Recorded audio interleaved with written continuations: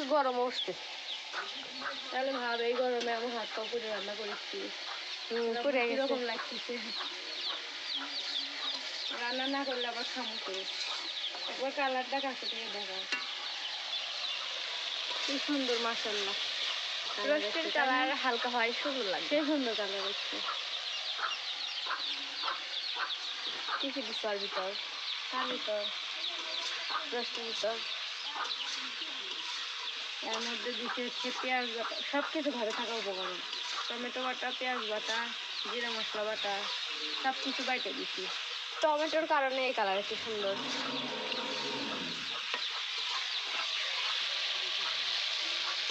আর টমেটোটাও আমার গাছেরই।